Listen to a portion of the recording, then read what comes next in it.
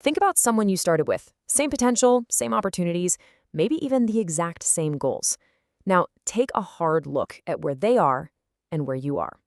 That gap. It creates a really uncomfortable question, doesn't it? You know deep down they aren't smarter than you. You know they aren't more talented. So what is it? What is the difference? Why is it that some people manage to build the life they actually want, while other people with the exact same raw material, just stay stuck? Most of us, we have a go-to list of excuses for why that gap exists. We tell ourselves these little stories to kind of soften the blow. We look at people who are successful and we see the end result, but we completely misdiagnose how they got there. We chalk it up to all these things that feel completely out of our control. We tell ourselves, oh, it must be some kind of extraordinary gift they were born with. Or they must have some secret genius-level IQ. Or, you know what, it was just sheer luck. But here's the hard truth, the one we don't like to admit. Less than 1% of people are born with that kind of crazy advantage.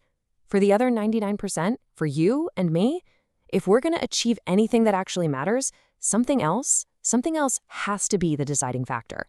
The gap between you and that person you want to become, it's not a gap in your identity. It's not that they are something you're not. No, it's that they do something that you don't. The real separating factor isn't some innate quality they were born with. It's a practiced behavior, and that behavior is discipline.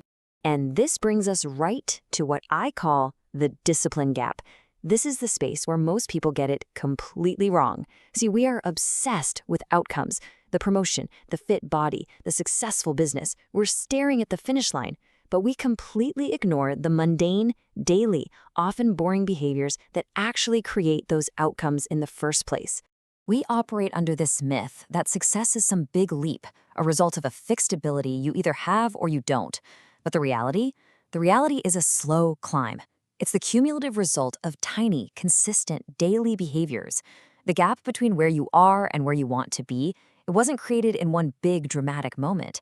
It's created in the thousands of small choices you make every single day. Okay, so if we know what to do, why don't more of us just do it? Well, the reason is simple, and it's buried deep in our psychology. We are fundamentally wired to avoid discomfort. The source material for this puts it perfectly. The problem isn't really laziness itself, it's the worship of comfort. It's this deep-seated belief that we should only do what feels good and natural in the moment. And this constant craving for comfort, it leads to a pattern of poor choices, which creates the very results we say we hate. So to make this really concrete, let's dive into a case study. I want you to imagine 3 people. We'll call them Bryce, Charlie, and Lyle. All 3 of them are obese, and they all have the exact same goal, to lose weight. But they represent 3 fundamentally different ways of dealing with the discomfort and the resistance that inevitably shows up when you're trying to do anything worthwhile. So first up, we've got Bryce. Bryce is a bulldozer. The second he feels resistance, the soreness, the cravings, the total lack of motivation, he just decides to force his way through it. He ignores the pain in his ankle, he pushes himself way too hard, basically treating his own body like it's an enemy that needs to be conquered. And this approach, it's a total recipe for failure. He ends up injured, which forces him to stop, and that sends him into this spiral of self-pity until ultimately he binges and ends up right back where he started. Sound familiar? Then there's Charlie. Charlie is the floater. He's the total opposite of Bryce. The moment he feels even the slightest resistance, a little fatigue, the temptation of a good meal, he just gives in. He interprets any feeling of discomfort as a sign that he shouldn't be doing it. He even relabels giving up as listening to his body or not bulldozing himself. He avoids any and all discomfort and, well, as a result, he makes absolutely zero progress. And finally, this brings us to Lyle. Lyle is the one who represents what true discipline actually looks like. When Lyle feels that resistance, he doesn't ignore it like Bryce, and he sure doesn't surrender to it like Charlie. He works with it. He gets curious about it. He actually investigates the feeling, tries to understand where it's coming from, and then makes a conscious choice that aligns with his long-term goal. He creates a sustainable path forward, and that's why he succeeds. See, Lyle's success came from a really profound insight. True discipline isn't about ignoring how you feel. It's about developing the skill to act in spite of how you feel. It's about learning to treat your feelings not as commands you have to obey, but as data, as information. That feeling of resistance, that, I really don't want to feeling, it's not a stop sign. It's an alert. Think of it like a notification that pops up on your phone. The pop-up itself isn't the message, right? You have to actually open it to understand what it's trying to tell you. Resistance is just a signal that there's valuable information underneath, usually some fear or a limiting belief that you need to deal with. So this is the exact process Lyle used. When he felt that wave of shame hitting him at the gym, he didn't just quit and go home.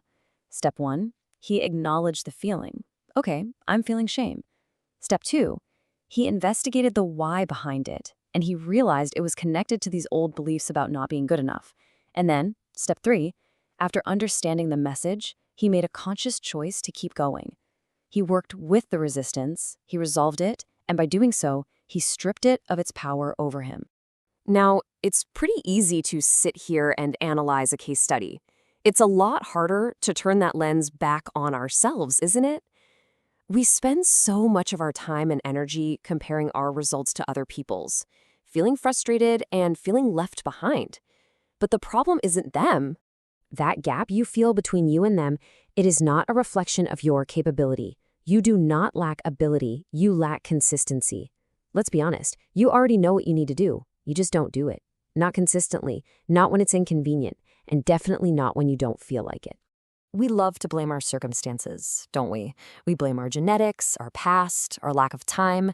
But the real problem is the pattern of your response. How you consistently choose to react to discomfort, to boredom, to temptation. That is the problem. And you have to accept that it's your fault. Now, I don't say that to shame you. I say that to empower you. Because if it's your fault, that means you have the power to change it. You just have to own it first.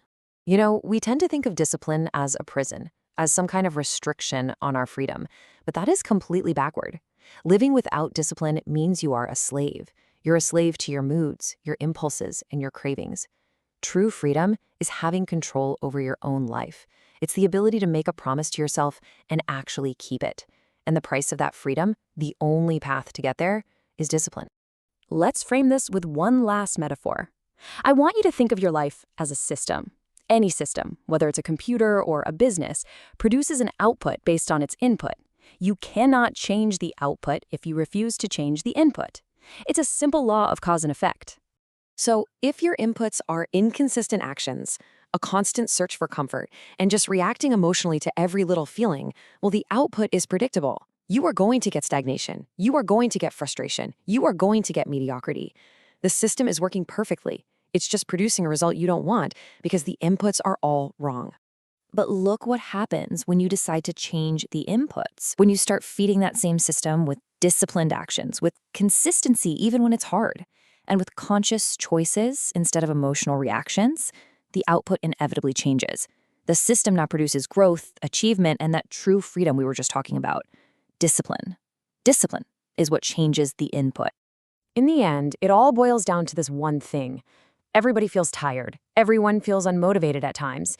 Everyone feels the temptation to just quit.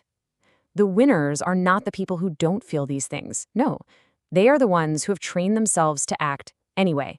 They have decoupled their actions from their feelings. And that leaves us with one final unavoidable question. And I want you to really think about this. Don't think about the person you see on social media. Think about the greatest version of yourself you can possibly imagine. The one who has the things you want. Be honest with yourself. What is the small, daily thing that they are doing that you are not? Because the answer to that question, that's where the work begins.